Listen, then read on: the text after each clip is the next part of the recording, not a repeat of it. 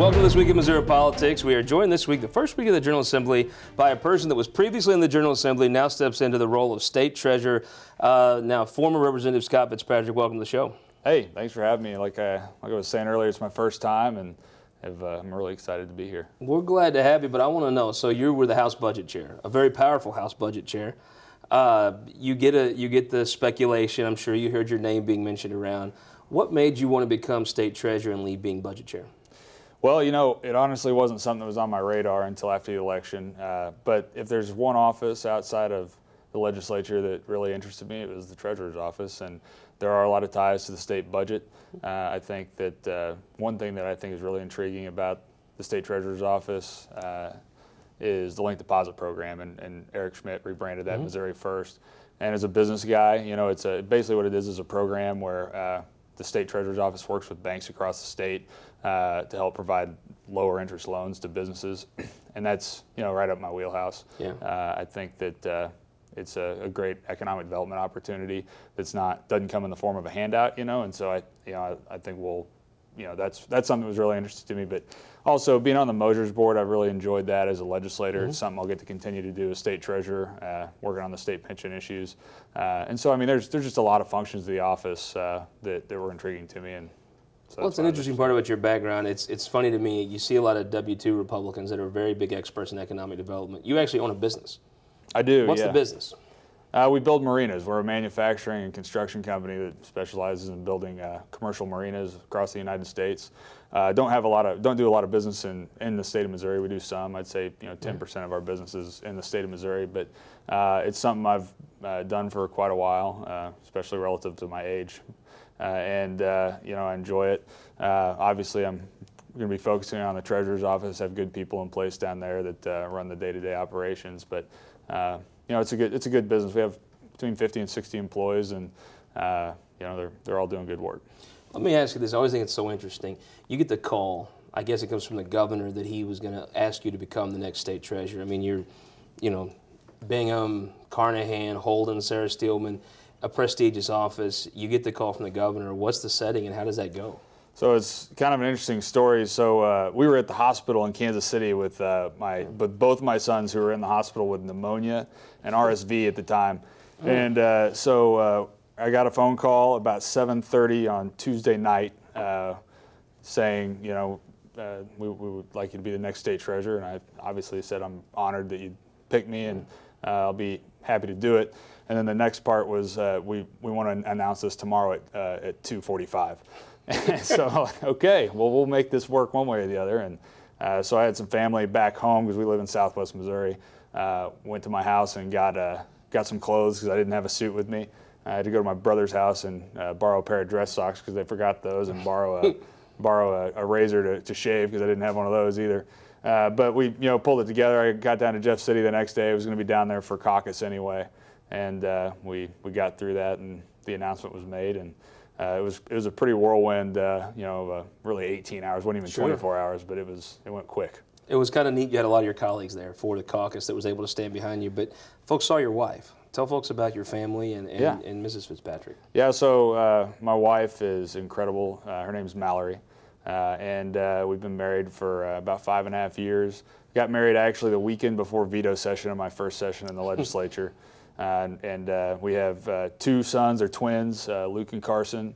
They just turned 3. How they doing, by the way? Hey, they're not in the hospital anymore. So they just got back to school yesterday. Their preschool that they go to yesterday, and are kind of hopefully getting back into the swing of things. But we were kind of alternating, passing sicknesses back and forth, and then ended up in the hospital, and now we're hopefully back on course. But I love my family, obviously, more than anything in the world, and they've been incredibly supportive of me in office, and they're great.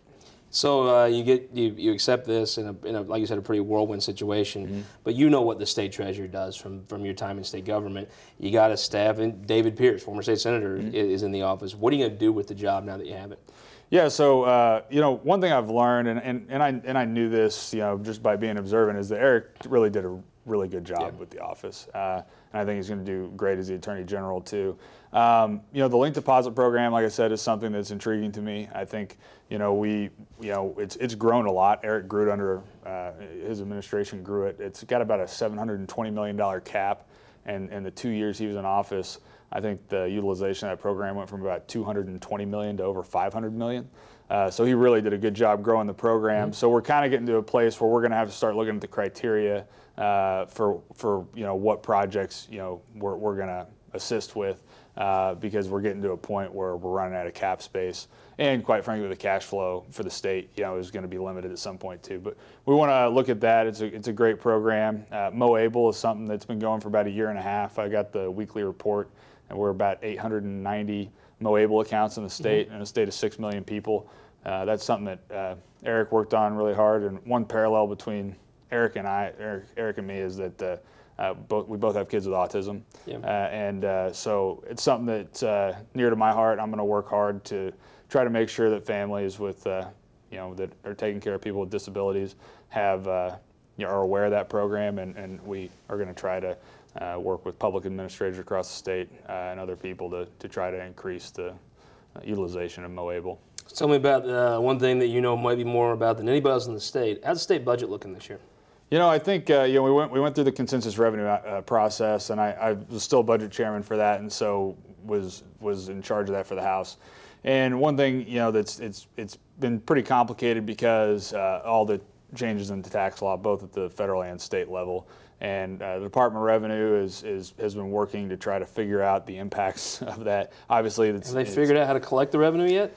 Well, I think what's going to happen, is that when people file their taxes, there's going to be a little bit of a difference from what they're used to in terms of whether if they're used to getting a pretty good sized refund, it may not be as big, or if they're used to getting a small refund, they may owe a little money. I think obviously all in all, the tax burden is down. It's not like people are going to be paying more taxes, but it's just the withholding tables have caused a situation where the state's underwithheld, or employers have underwithheld on state income taxes.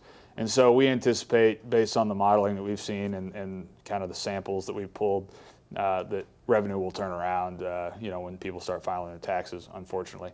As state treasurer, one of the best parts of the job is having your name on every refund check that goes out. So I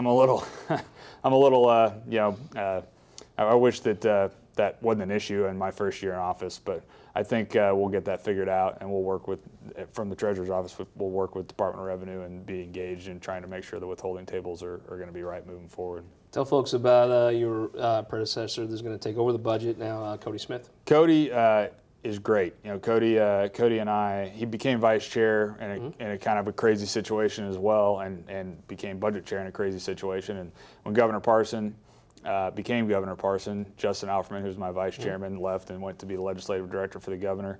And so Cody stepped into the role of vice chairman over the summer, and he's going to have his first hearing coming up.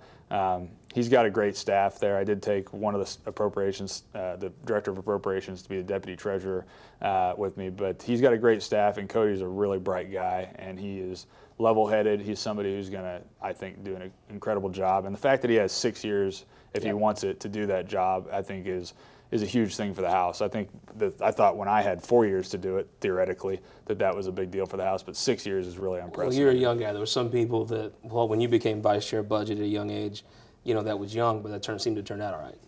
Yeah, it did. I think I'm a firm believer that age is a number. I think obviously you benefit from life experience, but a big part of doing a job like that is building trust with staff and other members, and being able to take advice when you need to. Let me pull one thing from you before you go. We're going to have up next 4 people that are now freshman legislators on the show. Give me one piece of advice from your time in the legislature you might pass to them.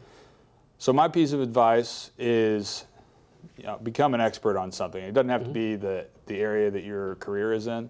I decided when I got there that I was going to become the expert in the state budget. And that was something that intrigued me about state government, the appropriations process, deciding how the money was spent. That's what I decided to do. I think that you don't have to worry about passing a bunch of bills your first year. I'm one of those guys who believes that we don't have to pass bills to do good government. And so I would just tell them to not get over over eager to pass a bill, but just pick an area and learn the subject matter and become the expert in that area. Well, now, State Treasurer Fitzpatrick, thank you for joining us on This Week in Missouri Politics. Hey, thanks for having me. Appreciate it. We'll be right back. 4 freshmen join the show to talk about their first week in the legislature. But first, go to showmemissouri.com. After the show, you want to learn about the history of Bollinger County. We're joined by former Judge Shrum and a cast of folks from Marble Hill. Talk about the history of Missouri one county at a time. Bollinger County this week. We'll be right back after this.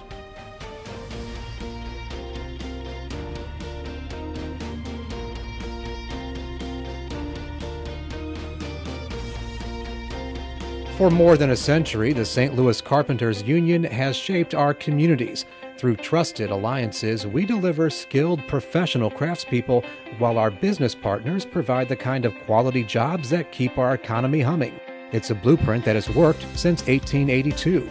Turning Missouri into a right-to-work state stalls progress, wipes out jobs, and kills momentum. Right to work is wrong for everyone. Let's keep Missouri moving forward. Visit carpdc.org to learn more. Looking to get quality insurance at a price you can afford? Now you can, thanks to CFM Insurance. Select from our broad range of farm, home, and rental property coverage. Find an agent right in your local area, as CFM is represented by a network of 200 independent agencies throughout Missouri. For personal and dependable service, from a company with a history of insuring the families of Missouri that dates back to 1869, visit WeInsureMissouri.com and find an agent near you today.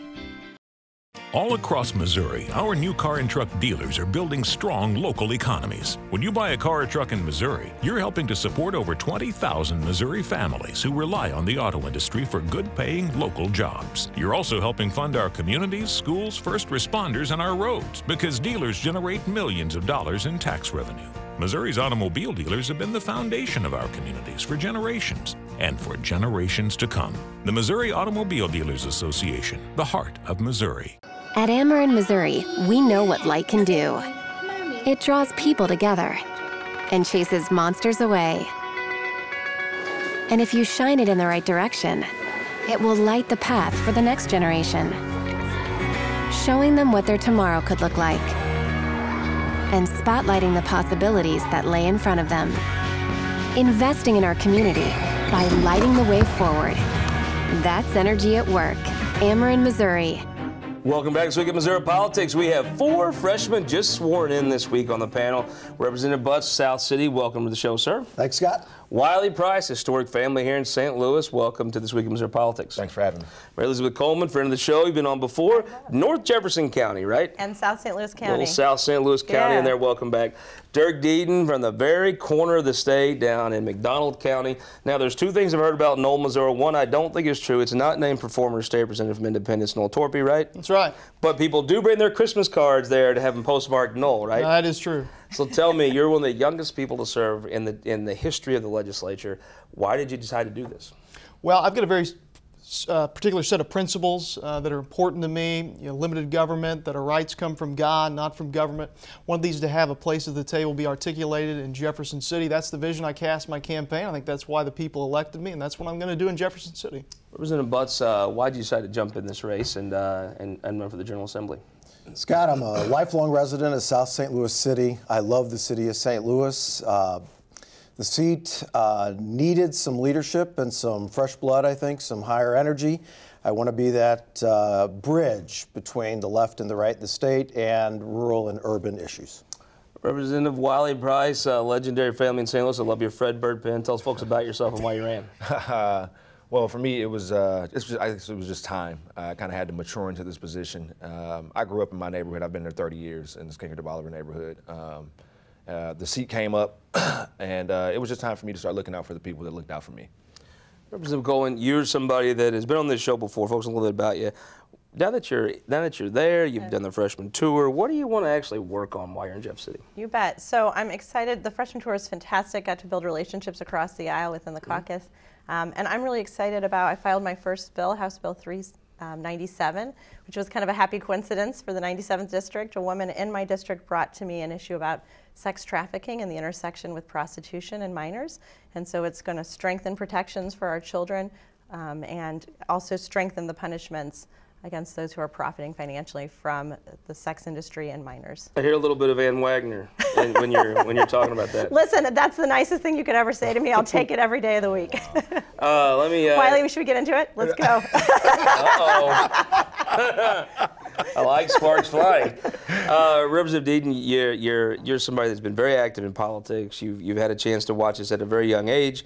Now that you're there, what's caught your eye? Now that you've had probably everybody in the state come and tell you what's important to them, what's going to be important to you? Well, I was really happy to hear the speaker on Wednesday talk about what his priorities would be, and I like that I heard education reform, criminal justice reform. I think those things are going to be important as we make sure that people, regardless of where they live in this state, have educational opportunity. The speaker was homeschooled. I was also homeschooled, so I think we realize that when parents and students have choice when it comes to their educational opportunities, we're all better for it. And so those are some of the things that I'm really excited and looking forward to working on. Speaker may be in like the Missouri Homeschool Hall of Fame now, right? That's right. Yeah. That's Homeschool right. moms across the state cheered. There you go. I'd tell you something though. His speech I thought was very good. I know Ryan Nonamaker helped with that. He might be the best orator in that position we've had in a very long time. I just thought he delivered the speech extremely well and was almost like kind of turning the page to a new chapter in state history. Yeah, it's definitely one of the best speeches I've ever heard in person. I think he did a fantastic job, and really looking forward to being under his leadership in the House. Oftentimes the qualities that help you rise as speaker aren't the qualities of being a great orator, but I thought he really did very well with giving that speech, not just the words, which were very well crafted, but his delivery. It is an interesting thing to see such a good orator in that office. I was starting to count how many times he was interrupted by applause, and it wasn't just the right applauding, it was the left. The gallery was really happy to hear what he had to say and our vision for the state. And I'm excited to be in this historic 100th General Assembly under his leadership. So I think we're set for a good year ahead. Wiley Price, did I see that now that you're a state rep, you're going to oppose Ann Wagner's vision for the state? Yeah, just pre-filed that yesterday. No, now that you had a chance to look around, and you're sworn, you got your office, you know where the bathrooms are, what do you want to work on? For me right now, it's voter suppression. After last cycle and what happened in Georgia with Stacey Abrams, with the Secretary of State, and getting involved with the count with the count, and our situation that we had locally with the voter suppression deal with Josh Hawley. I think that should be a really big issue for the Dems right now. So I hear Republicans talk about this, and I'm always like, okay, voter fraud. How? Where is it? Right now, how is someone repressed from voting in St. Louis? Right now, we've had, for this last election cycle for primary, we had a lot of moving and closing of polling stations. Mm-hmm. So it's already kind of harder to get our elders out and get them down to the polls. And if they have to go an extra mile and a half down the road, sometimes it can be a little discouraging. So we have to have more polling stations in more places, and it has to be always readily available. There's no reason any American shouldn't be able to vote at any time. Is there a reason why you should be able to pull up on an app where you could vote? If you can find out where every Hardee's is in Missouri, I'm going for same-day registration, automatic registration. It's kind of an ominous bill, but I mean, it needs to be readily available at any time. That you shouldn't have to worry about waking up at 5 a.m. and having to be at work at 6 and then working a 12-hour shift and then having to rush down to the polling station to be a part of the democracy. So I think that's probably will be bipartisan across the aisle.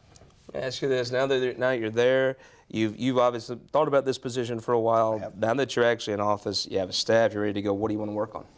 I think infrastructure development is going to be my first issue. The tax that didn't pass for increasing the sales tax, gasoline tax, I think the way it was worded on the ballots, one of the first things I want to do is get a bill together that directly says, look, here's what we're looking for. 2 cents, 2.5 cents a gallon increase over 4 or 5 years, whatever it is. Come up with some means to increase the funding and then have some type of cost of living or inflationary factor attached to these kind of taxes. I just think that's how we get skewed when we stay 20 and 30 years with the same dollar amount or pennies amount in the gasoline tax. Seems like a theme from a lot of people is, the voters spoke on all these number of things. And maybe where you have a clean Missouri where there were many things in a bill, or the gas tax where there was some confusing language to some, those are things that it looks like people may take another look at, where things like right to work was a very simple question. Seems like even the Republican leadership is saying that's issue settled for a while. Right. I think that is true, because if you looked at the gas tax, for example, people looked at, when you actually read the ballot, and it was confusing with, you know, the Olympic gold medalist, and we're like, I didn't know we had that. It was even an issue. And then throw in the 280 or 290 million with the highway patrol, and then you get the people saying, well, that wasn't exactly what we meant. So I want the bill to be exactly what we mean it to say. Do you think there is room in that in the modern Republican Party to take another look at that funding and maybe use the ballot language as a catalyst for that?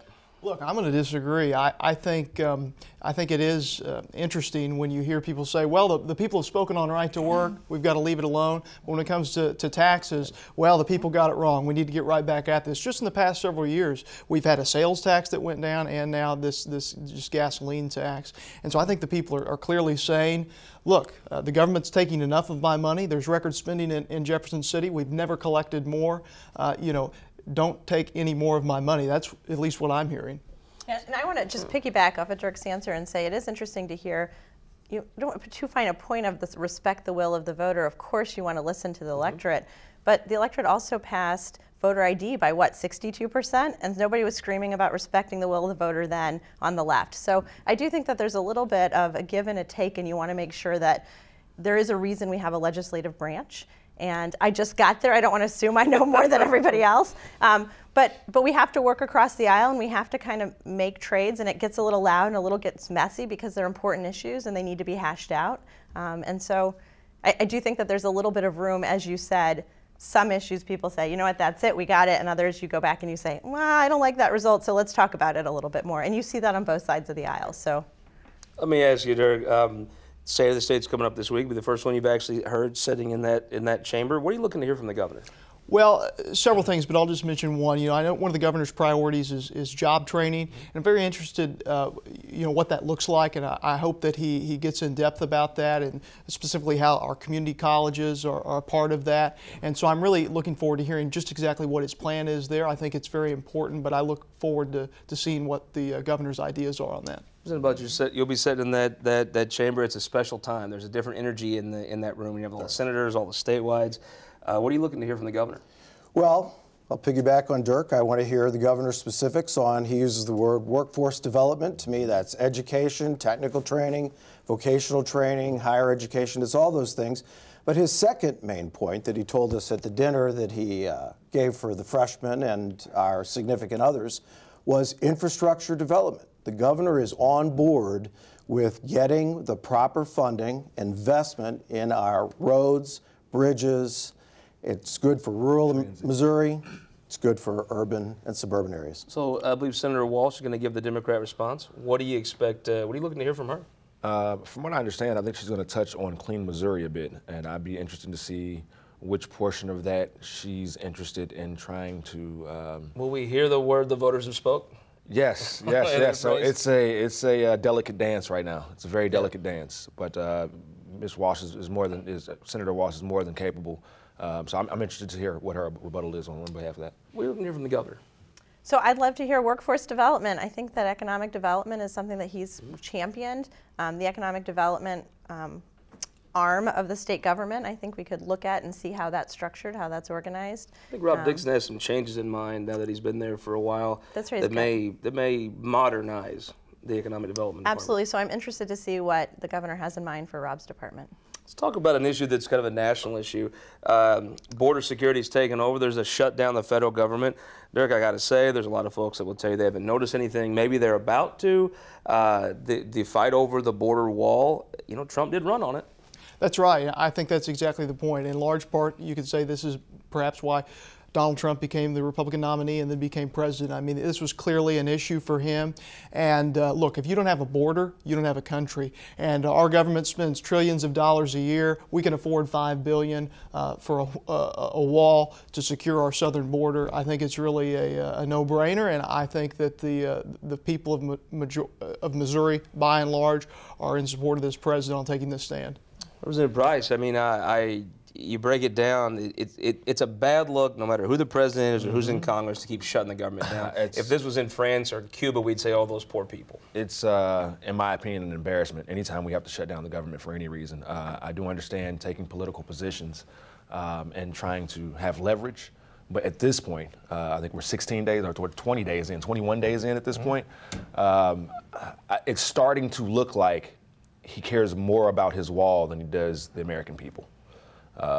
Is my own opinion, is my perspective. So. What's the case against doing a compromise? You want $5 billion for the wall, we'll give you $3 billion, you open the government, we all move on, right? At what cost, though? Well, I do think we are going to find, I do think we'll find a compromise. There's always going to be a compromise, but. Will there be? There will be. But the bigger issue, I think, at least for right now, is when President Trump grandstands. I know he ran on building the wall, and Mexico is going to pay for it. You're leaving those words out. Mexico's going to pay for it. When he goes down and gets the money from Mexico, let him build the wall. I got to say, though, I didn't see the president's speech in full, but I saw the visuals of the Democrat response. Good Lord. I mean, Senator Walsh has to be watching that and say, no matter what I do, I don't want to look that bad. Yeah, that was weird. So nobody loves Trump more than Jefferson County. And maybe Butler County. Maybe Butler County. Maybe Crawford. Maybe Crawford County. Listen, maybe McDonald County. Maybe McDonald County. Listen, I grew up in Texas. I was born in the Austin area. Killeen, and then my parents moved to the Austin area. And so my perspective is a little bit different. And we see the human suffering that happens when people are trafficked across the borders. And the communities that have a wall have really made a lot of humanitarian strides for that. Policies that were implemented under previous administrations of separating children have been enforced in this administration, and it's tragic and heartbreaking to see children separated from their families at the border. But you have to make sure that the children that are coming across the border are with their parents and to protect those children. And you have to make sure that they're coming through ports of entry to be able to ensure that our country has a border and has our laws. It is very, very difficult to have a shutdown government. Nobody wants that. We're coming to the point where our show's going to be shut down. So Sorry. with a minute left, who in the week? Well, it's got to be Speaker Elijah Hart. As you noted, he gave, I think, one of the best speeches we've seen in recent history, and I think he's shown just why he's going to be a force in Missouri for years to come. Elizabeth Coleman, who won the week? Okay, so I'm going to say Fitzpatrick did. He's going to be sworn in coming week. We're looking forward to a wonderful tenure under his leadership. Who won the week, Representative? I'm going to say Kenny Mitchell and Local 73. He wins the week every week, Kenny Mitchell does. There we go. Love it. Who won the week? I'm going to pivot to my parents. My father was just inducted into the Missouri Journalism Hall of Fame, and my mother just filed for alderman. So it's an exciting week in the Price Hall. I'm going to break the rule and say two, since they stole Elijah Hart. I'm going to say Christine, too, the Ad Community Care of the Week, does a great job with the Soviet Association. And former Representative Lyndall Fraker took one of the most important jobs in state government, going to shape the medical marijuana policy. Couldn't have went to a better person. We'll see you next week with Dr. Moon Short from the University of Missouri on This Week in Missouri Politics.